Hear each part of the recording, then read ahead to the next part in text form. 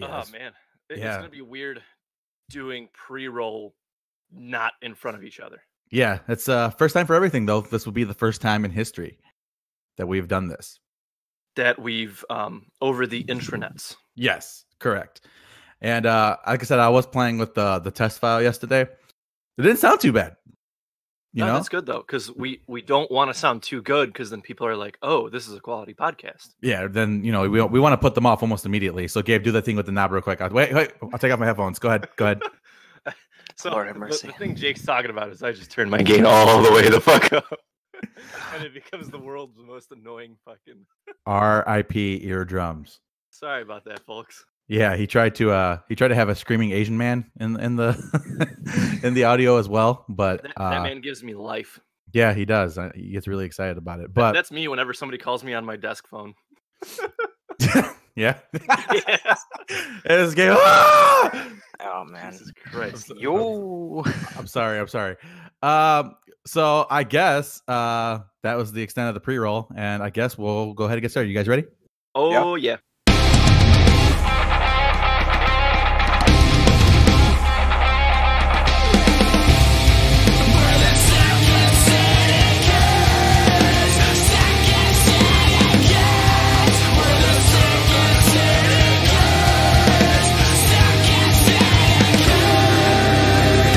What is going on, guys? Welcome to the Second City Kids podcast, episode number, what is this, Gabe? 153, right? 153 question mark? Absolutely. And we are back on, I guess, a nice day on the south side of Chicago, Illinois. It's a beautiful Sunday. With me today, I have Gabe, as usual, but we do have a special guest here as well.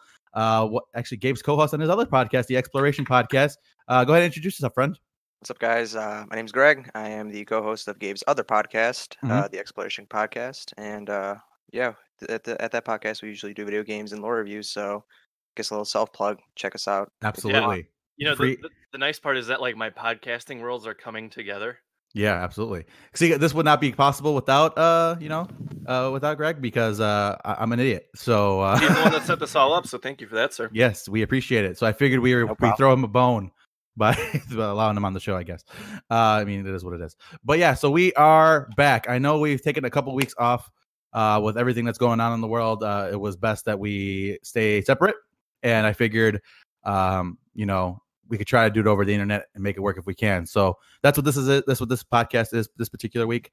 And hopefully, if it's a success, if it's something that we can make work, we'll be able to carry it on for a little while at least, moving upwards and onwards. But yeah, in the meantime, when's the last time we had a guest on this show? Adam, probably a year ago at this point. A year ago? Oh yeah, we did do that 3-man podcast where we shared the mic. That was ratchet as fuck. I don't like it. Yeah, I didn't like it too much either, which is why we haven't done it again. But yeah, so it's been a while, but there's nothing wrong with that. But yeah, so in the meantime, how's everybody been doing? Because I know, like I said, the world's getting crazy. Gabe, Greg, how's your week been?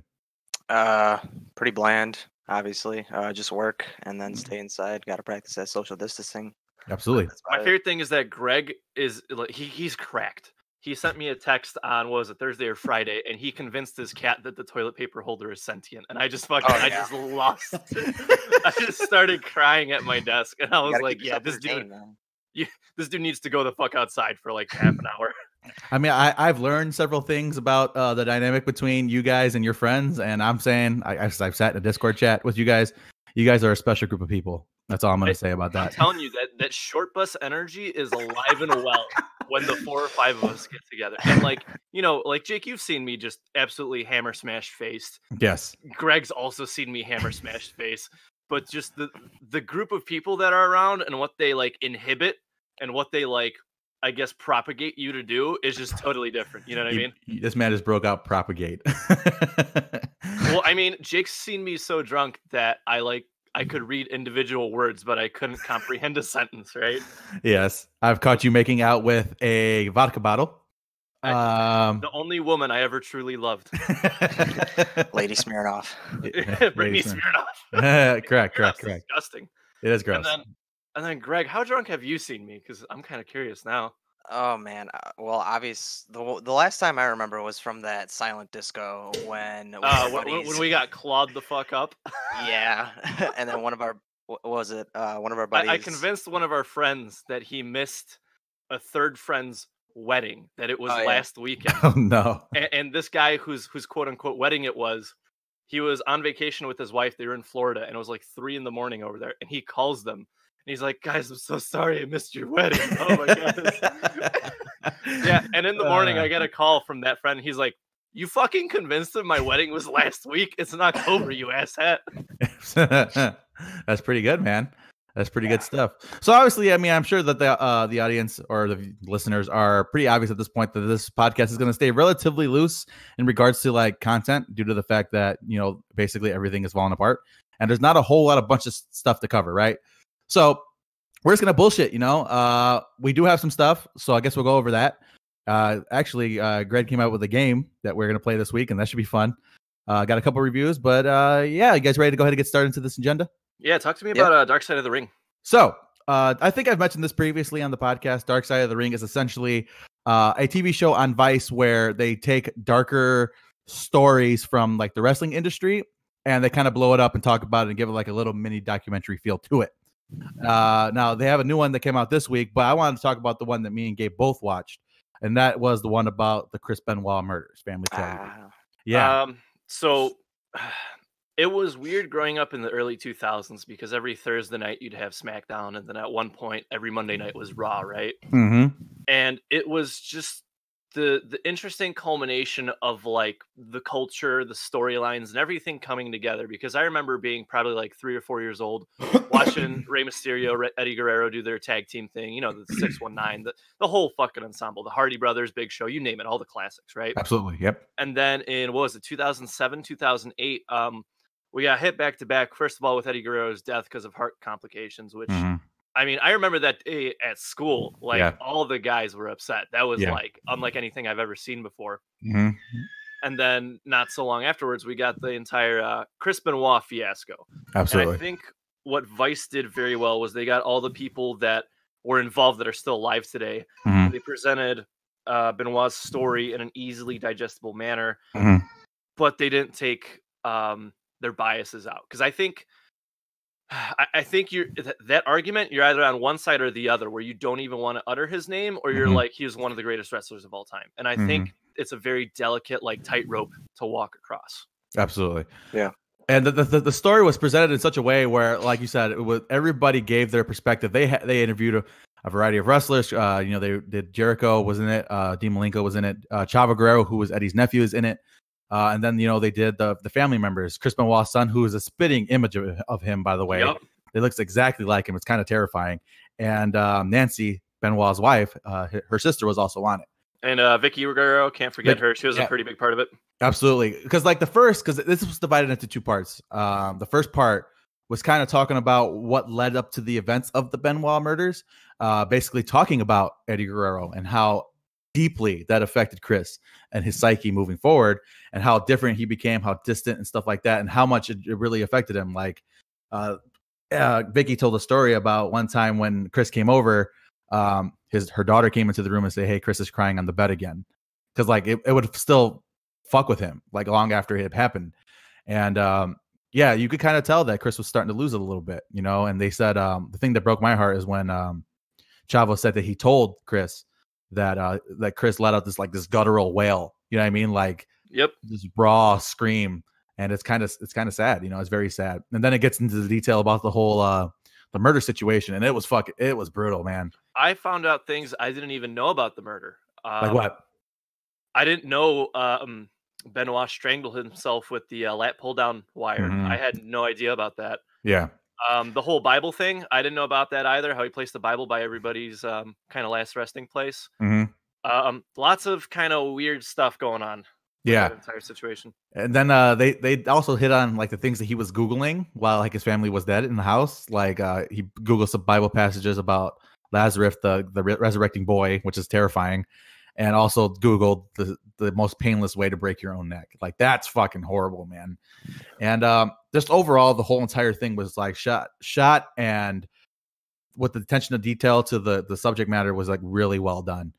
And it's a scary thing, man. The world's a scary fucking place. And I mean, I knew most of the stuff because I'm a hardcore wrestling fan, and I knew a lot of this stuff. But it is nice to kind of have it in one easy to digest story, you know. So good job, Vice. I'm curious to see what their plans are going forward with this thing. I'd love to see something on the Hardy Bros. I mean, granted, that's not super dark side of the ring, and it might not fit the aesthetic, but there's a lot of really good wrestlers you can cover and their stories leading up until this point. Well, they had Gino Hernandez on last season, and he died like very mysteriously. So I would definitely recommend that. You should look into that one because that was pretty interesting too. And overall, the show was just done super, super well. And with that, I mean, it kind of related. So right now, WrestleMania is going on, right? They're doing it. They're still doing it. And it started yesterday. They're doing it at a 2-day event as opposed to just a one really long day event, obviously, because they kind of can. And it's kind of sad, man, because I was watching it yesterday. And the whole point of it is like the spectacle, right? The size of the event, the stage, all the people, and all that's kind of got stripped away. It's kind of sad, Yeah, it's different without an audience to kind of gas you up like that. Yeah, and however, though, they actually did something really wonderful. The internet kind of freaked out about it last night. So they did a match with The Undertaker, right? The Undertaker and AJ Styles, and yes, The Undertaker is still going. But they did it. It was called the Boneyard match, and they filmed it like a movie, almost, like a bad horror movie in a good way, though. Like they had the tombstones and all that stuff in the background, and the objective was to bury your opponent alive. I love it. I'm subscribed. Yeah, so I watched it and it was fucking awesome. So I would definitely recommend Dark Side of the Ring. I think it was a good show. Moving along.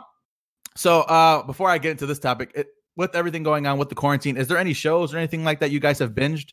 To kind of pass the time, I guess. Ooh, I've been actually keeping up with the season 7 of the Star Wars Clone Wars animated series. Nice. But other than that's about it. Okay, Gabe.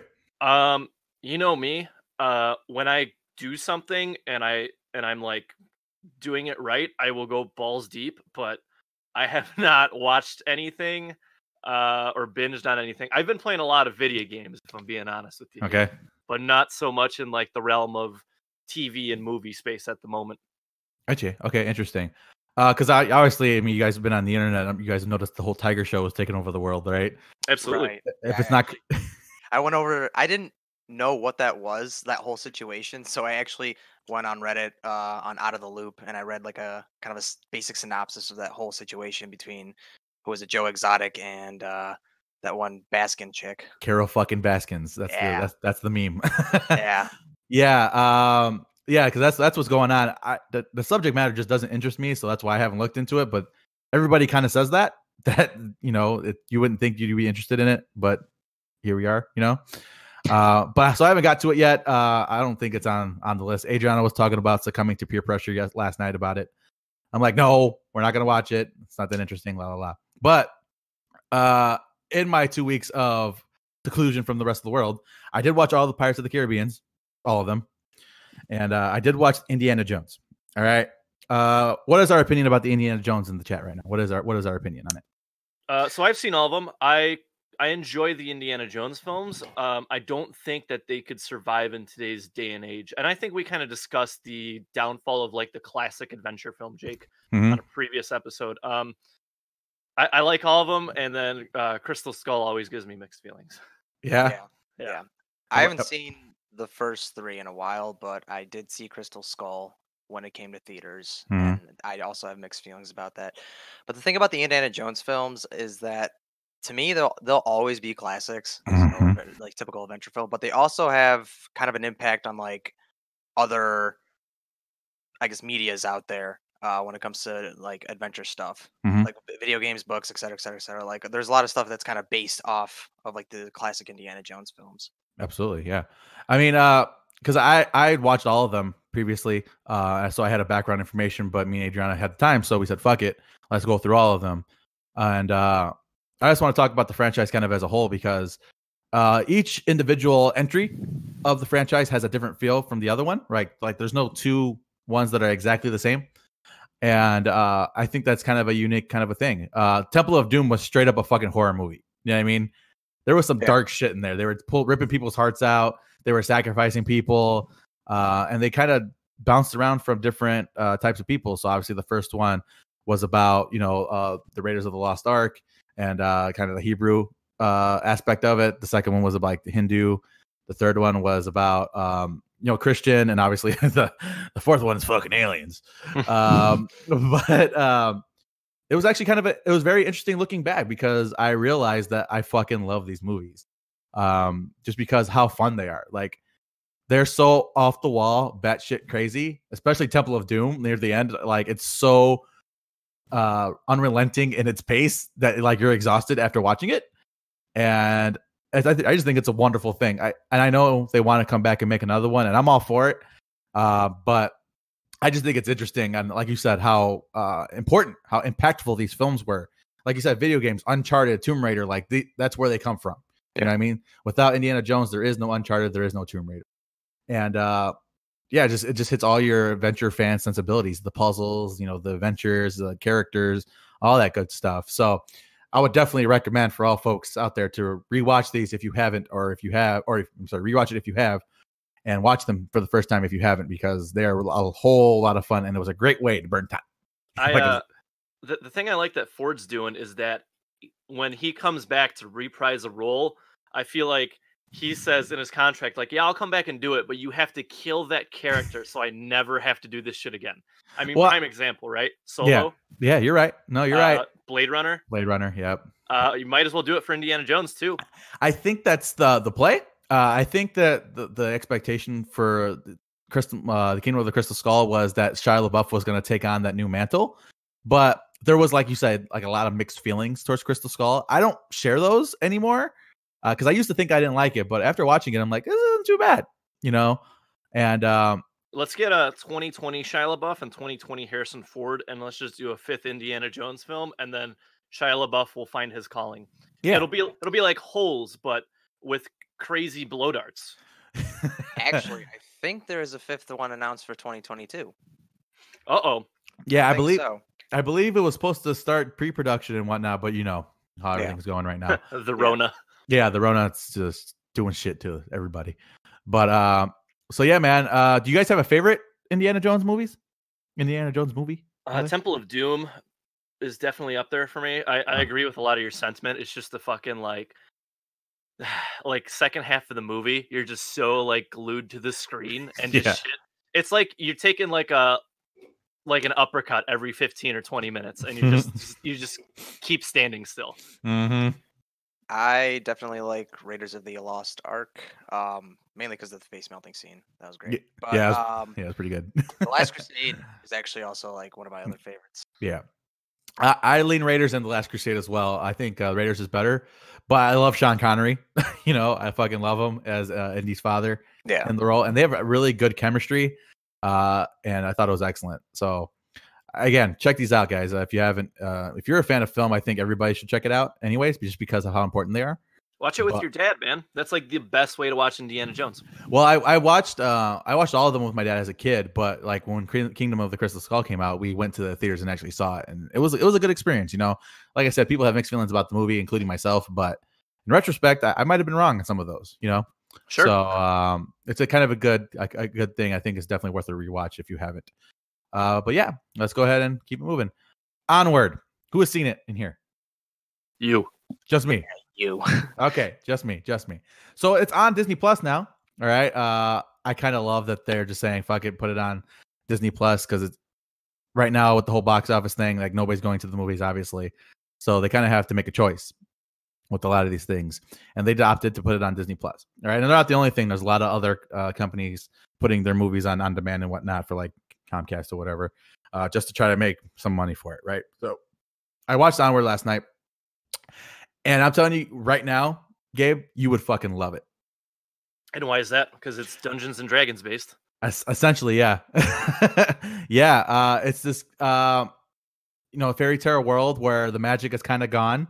Like these creatures that are normally in the fantasy stories are acting like normal people, or acting like us, right? And the whole point of it is this guy is trying to meet his father for the first time, because his father passed away before he was born, right? And there's a quest in which it gives him the opportunity to see his dad. And the whole thing is him trying to accomplish that. and him getting, it's really like coming of age, having confidence in yourself kind of a thing. And there's some moments in there that are just tear jerking, man. They know what they're doing. Pixar knows what they're doing. I know it's a fucking newsflash, right? But I watched it yesterday with the woman, and we were completely glued to the TV. It has something for everybody. It's got action. It's got good storytelling. It's got good characters.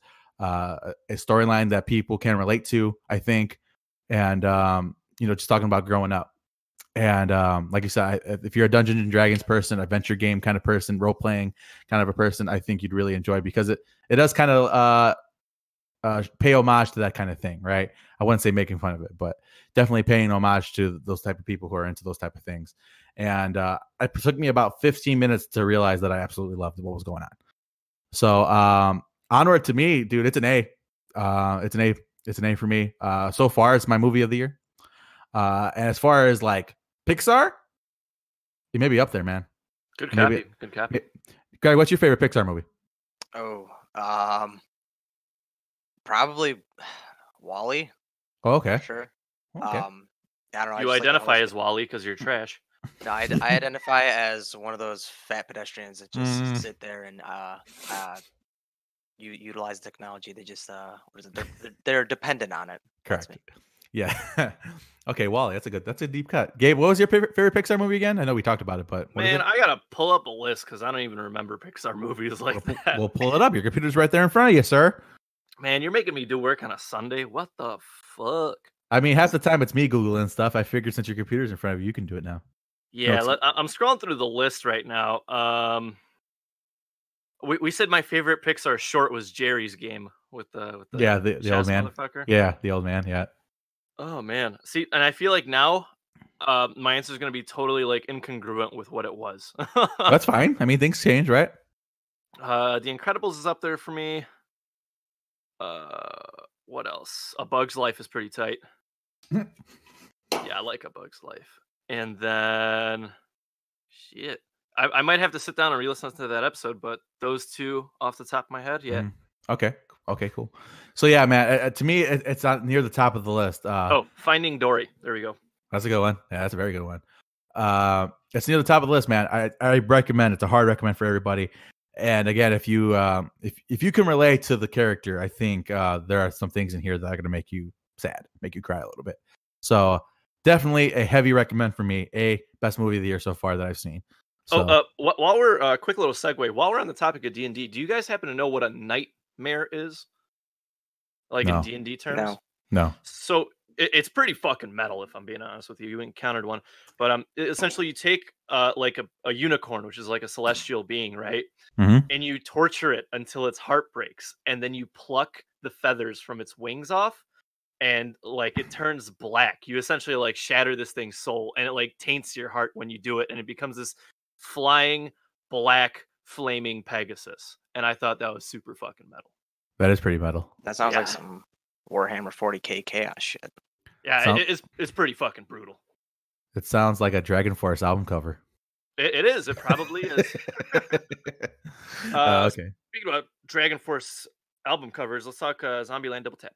Who's seen this one? Is this one just me too? I've seen this one. No, okay, I did a movie review when it came out. Did you really? I have not. Yes, I did. Oh, okay. So, Gabe, where did you stand with it then? I love it. I love everything about it. It's just Zombieland, but more. The jokes and shenanigans are over the top, and Bill fucking Murray, man. Yeah, that ending was pretty good. Well, how about what's your opinion on Zombieland, the first one, Greg?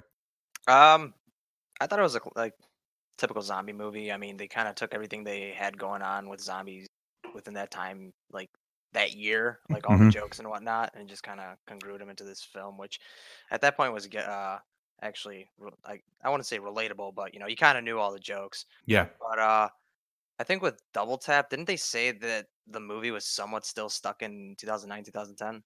I mean, yes and no, because there's a plot line in there that I'm like, that doesn't make any kind of fucking sense in regards to the time that's gone by. I'm talking about the girl in the freezer, Gabe.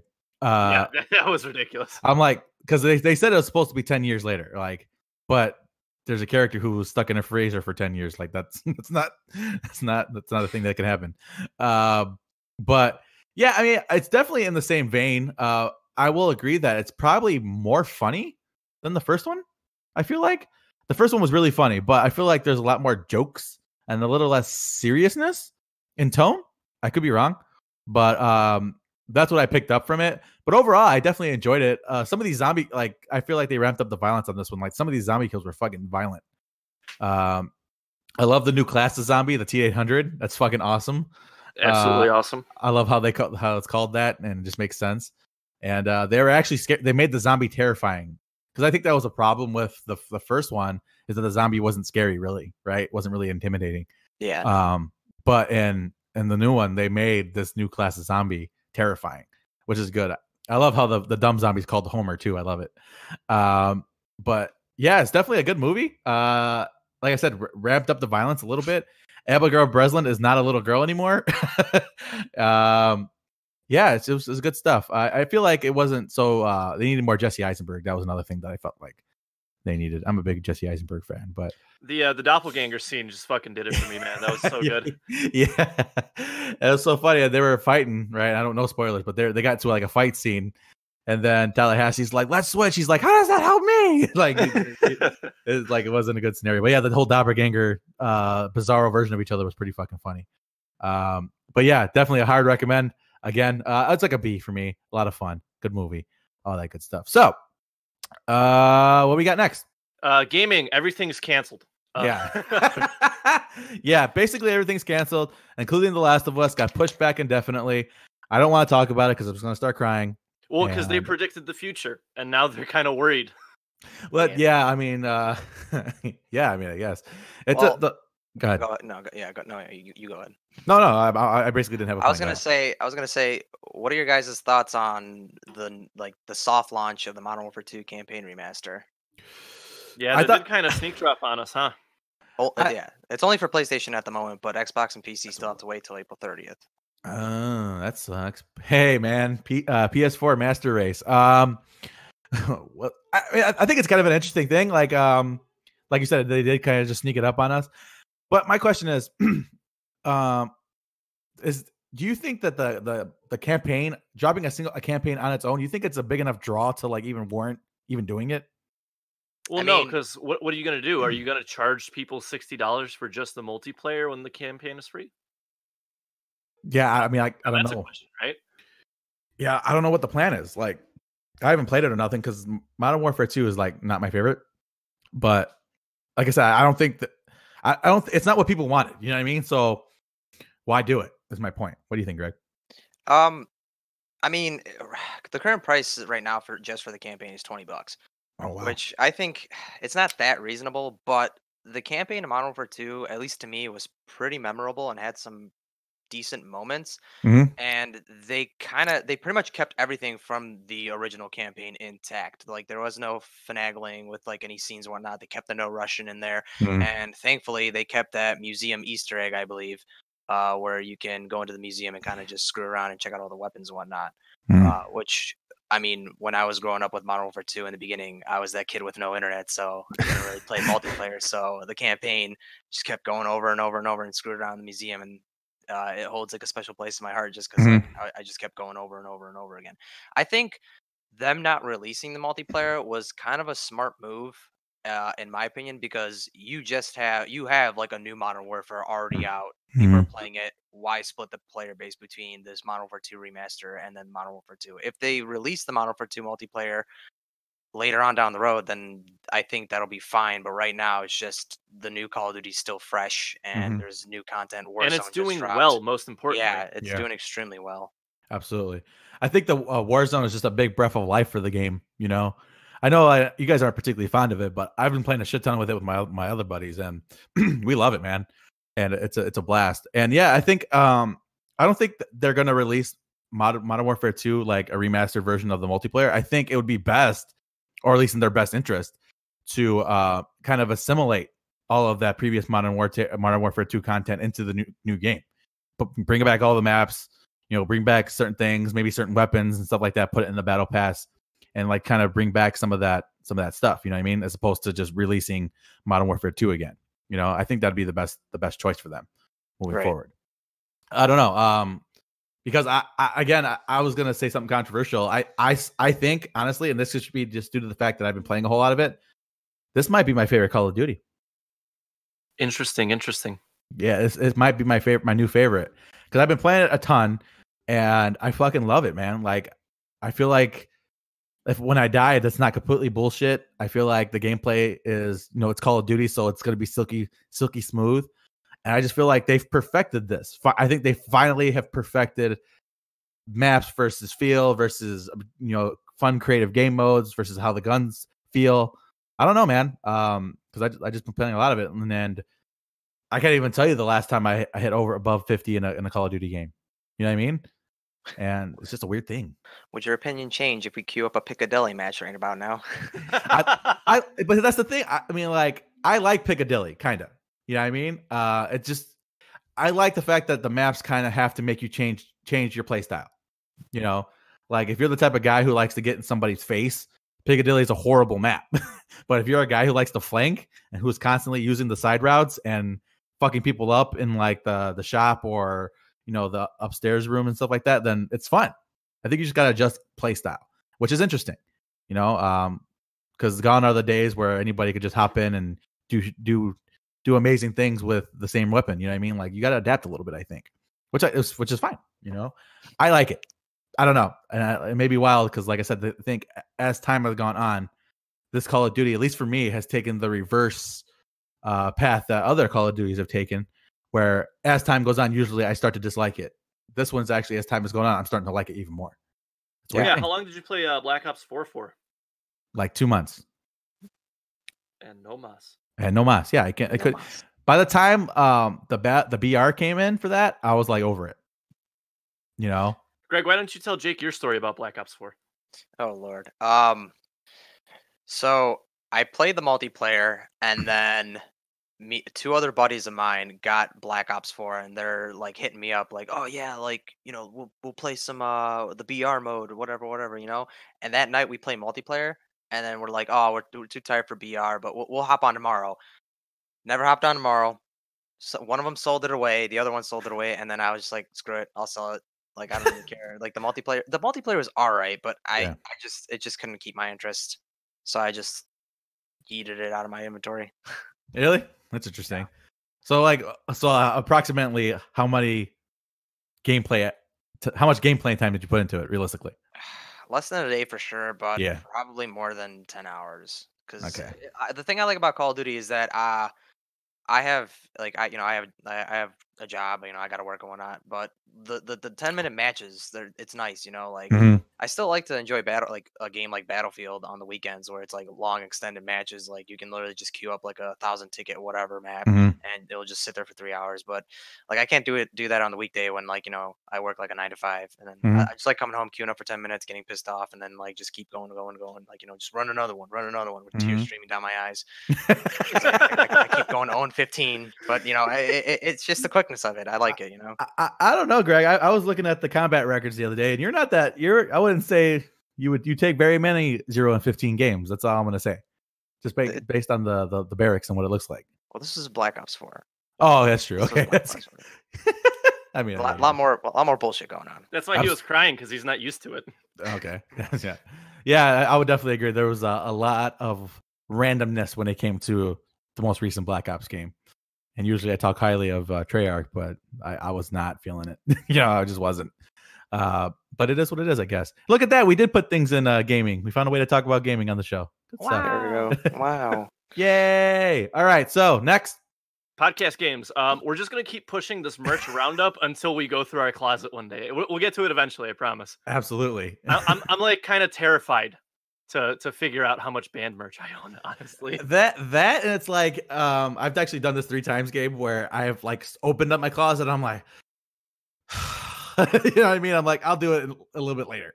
And it doesn't happen. And I just never do it. Yeah. Okay, so we do have a new game that we brought to the table today that we're actually prepared for. Greg coined the name, which is phenomenal. It's called Grimy or Whiny. And so here's how the game works. Greg and I found 5 quality examples, 5 different ones a piece, and these are lyrics, and we're gonna feed them to Jake, and Jake needs to decide whether they came from a metal-ish band or whether it came from a sad boy rapper. Mm-hmm. And the whole point of this game is to show you how close some of these things can be. Okay. Greg, you wanna fire off first? Sure. So, lyric number 1. Looking back, I see the knife in my back now. Looking at life, wishing I was in the background. Looking back, I see the future in the past now. Nodding in the whip, like, should I fucking crash now? Grimy or Whiny? That's Grimy. I don't know. I've heard that lyric before, but I'm pretty sure it's a metal band. Oh, Greg, what is it? This is Gucci High Waters. It is Whiny. X.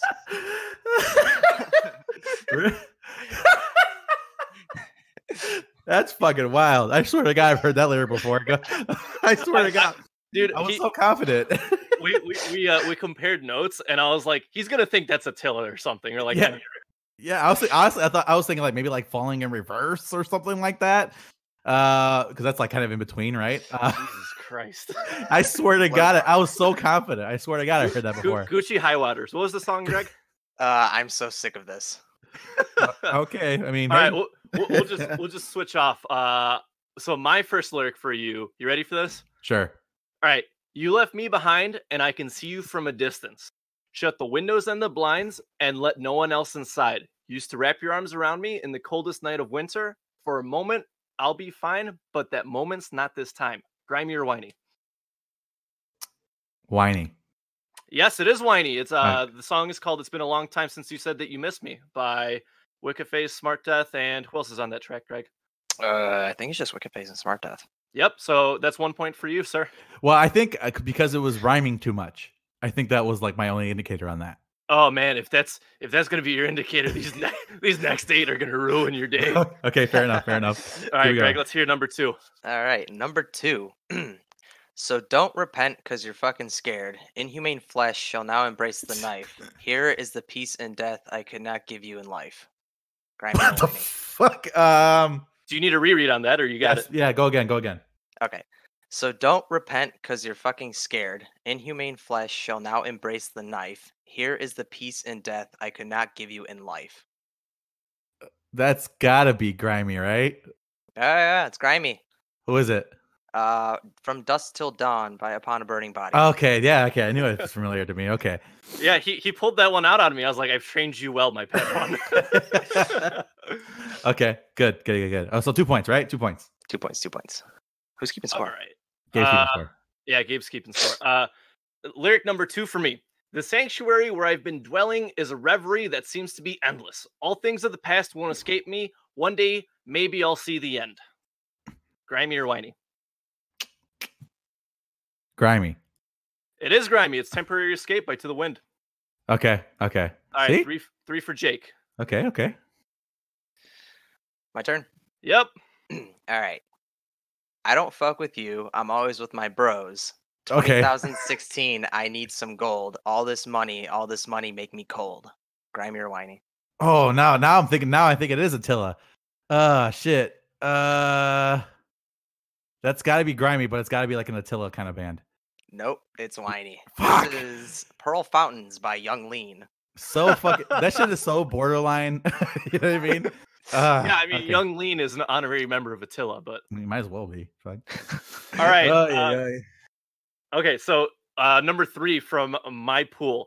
Here's how it goes. Lay down your head and sleep with me tonight. Lay in this bed, recall the black book, I'll forget you. Complaining to myself to leave this. Behind my smile will be a lie for why you are gone. Grimy or Whiny? You guys picked some really fucking good ones. Go again with that? Sure. You want the whole thing again? Yes. Lay down your head and sleep with me tonight. Lay in this bed, recall the black book, I'll forget you. Complaining to myself to leave this. Behind my smile will be a lie for why you are gone. Fuck. Grimy or Whiny? That's Whiny. All right, so this is an interesting one. I'll reveal what it is first, and then we can debate it. So I put this under Grimy, but it is Attack Attack. It's What If I Can't Check My MySpace When We Get There. Oh my god.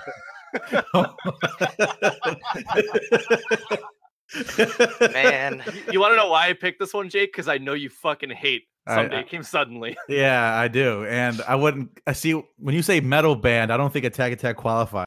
That's honest. Yeah, so it's a little bit of column A, a little bit of column B. Yeah, so. Definitely an in between. All right, Greg, you're up. Lines. All right, number 4, yeah? Yeah. All right. Terror embedded into your thick mind, bearing your emblem with pride, plagued by its purpose in Genesis, subsequently flaunting its meaning. Grimy. That's a Bible passage, my friend. Is it Grimy? I think it's Grimy, yeah. All right, yeah, it is Grimy. It's Hester Prynne by As Blood Runs Black. Okay. Damn, Gabe.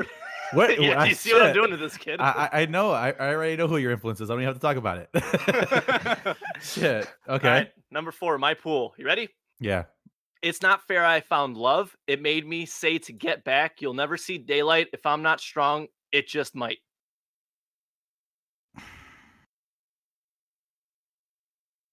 Whiny? Yes, it's Suicide Boys. Kill Yourself Part 3. Good job. Part 3, huh? So Pulling out the Suicide Boys. The part 2, the first 2 times didn't work out, so you got to do part 3. Where's part 7? Jesus Christ. I think there's 15 of these, by the way. Oh my god! But those are mixtapes, not individual song titles. So when are they gonna succeed in their endeavor? Anyway, keep going. Sorry. All right, number 5, last one of my pool. Mm-hmm. Kill these motherfuckers waiting patient for the flow to come. It's like I got some supernatural powers. I'm the chosen one. These bitches want me dead. I'm busting back. I got a golden gun inside my fucking hand. Yeah, that's definitely Attila. That's if that's not Attila, that's gonna be the next big party. That's Attila, Upon a Burning Body, or like early Chelsea Grin. I'm going Whiny. Whiny. Yeah. You are correct. Yeah. That is Body by Death Plus featuring Lil Peep. Ah, okay. So what is that? All right. 5 for 5? I think I missed your first one, I think. Your first one, Greg. So I think I'm 4 out of 5 for that one. Okay. No. Like out of mine and Gabe's 5. Oh, I have no idea. I think you're 4 for 4 on mine so far, actually. I think we should give him a half point for Attack. Yeah. All right, so you're 3.5 out of 4 for mine. okay. Here's my last one. You ready? Okay. Pulled off a dark country road. New Roman suicide note. All the way closed. So it goes. Grimy. Yeah. Do you think you can guess who? No. Every Time I Die, Indian Gift. I fucking knew that. I was like, man, is that Every Time I Die? I'm like, you know what the hard part is about? Because I knew I wanted like a weird Every Time I Die song in here, like a B-side or something. The hard part is finding like a lyric that's not super obvious that Keith just fucking belts out and is super memorable. You said New Roman suicide note. That's what you said, right? Yeah. I'm like that sounds like Every Time I Die to me. Like it really does. But okay, cool. That's so good. you are 4.5 out of 5 and 4 out of 5 for Greg. So good job on that. I did pretty good on that. Look at that. Yeah. How many of these were you like, fuck man, I really don't know? Like all of them. Yeah. there may have been like one I was for sure about, and that was the one where Greg said that somebody said bitches in it, and I'm like, I don't know about that. Like, but he said bitches. I don't know. Bitches. Yeah, and I didn't know about it, but the other ones I was pretty confident in the matter. I think. You know what inspired this game? Because I was reading Counterparts lyrics to Greg, and Greg's like, dude, this shit is so cringy. And then Greg would clap back with like sad boy shit. And I was like, how can you tell me this? And we would just go back and forth. Hey man, it is what it is. So that's kind of what inspired the whole game. And I was like, let's see if Jake can guess these. Yeah, that's pretty wild. Okay. Interesting. All right. So we got some music. Have we listened to anything? Am I the only one who listened to anything on here? Yeah. Oh my goodness. All right. I'm quarantining from music as well. Apparently, fuck. Well, you know what we're gonna do? We're gonna push some of these back because I didn't finish August Burns Red. I started that. I didn't finish it. Yeah. Well, let's talk about the end. They're coming out with a new album because Brendan Murphy is, I don't know, a fucking psychopath, and this dude just never sleeps. I guess we'll put him like one bracket under Jason Butler.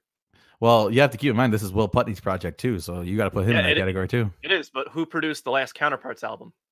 Will Putney. Will fucking Putney, right? Yeah. Well, you're right, but I'm saying like as far as his ability to not go to sleep either and constantly be working. Absolute madman. Yeah, absolutely insane. So Emmure, they got. Go ahead. They got pre-orders up. Check that out. They're grossly grimy, and it's just all the best parts about like the bottom of the mop bucket water, in my opinion. And you just need that sludge in your life sometime. Absolutely. Silverstein. So yeah, we'll probably skip that because I like it, but for the life of me, I can't get all the way through it. It's gonna be one of those, huh? I'm like, okay, everything is good. There's nothing bad on it, but I think it's just average, you know. I guess that is my review, isn't it? But yeah, for the life of me, I can't get all the way through it. I don't know what it is about it, but so that's wild. And Emmure dropped a new thing called Gypsy Disco. Let's give props to the name alone. And it's fucking rightfully brutally heavy. Properly heavy, as Gabe would say. It's proper. As Gabe would say, but Gabe does not fuck with Emmure. Yeah, because you're just wrong. That is what it is. But yeah, so that is that. Do we have anything you guys want to talk about music? What do you guys got? Like I know, Greg, you're new to this, kind of new-ish. What's going on with your musical taste these days? Because I heard Gabe's kind of taking on. Oh, hang man. on. No, I got an interesting one because we got Greg on the show right now. Greg, I want you to tell Jake about that Every Time I Die show and your experience from it that we went to, but literally the day before the quarantine went up.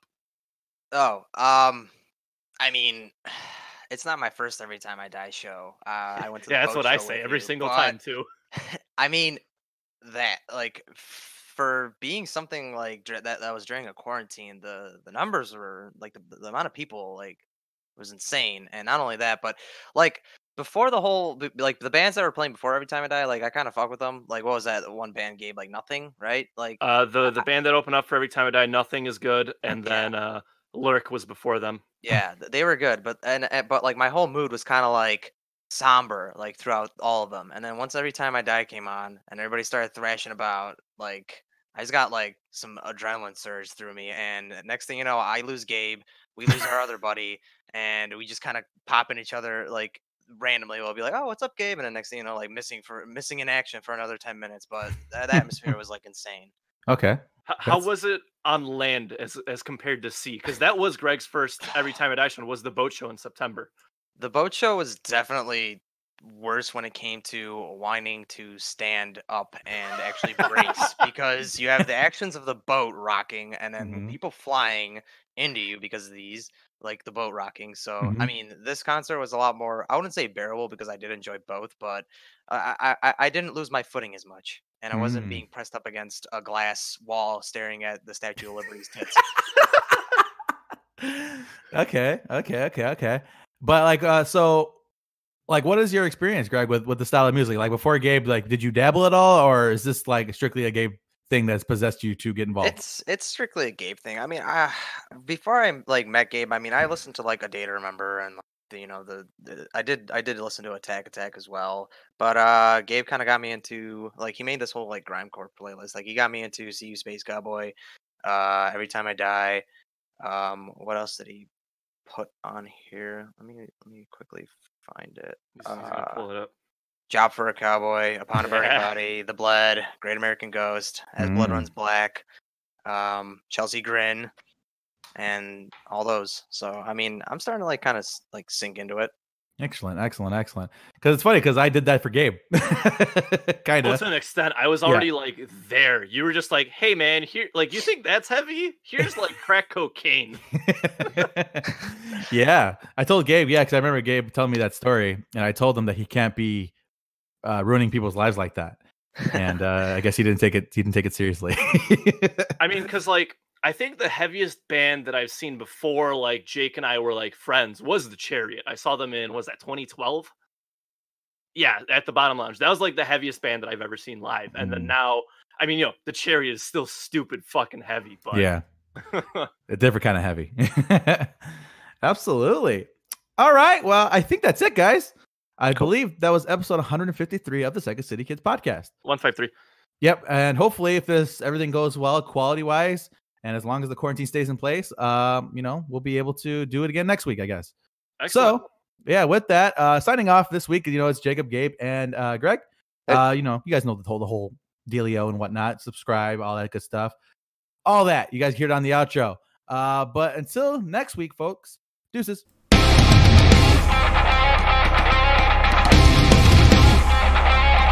Thank you guys for joining us this week on the Second City Kids podcast. You can like us on iTunes, Google, anywhere else podcasts are found. Any comments, questions, or concern, you can email us at secondcitykids@gmail.com. Until next week, folks, deuces.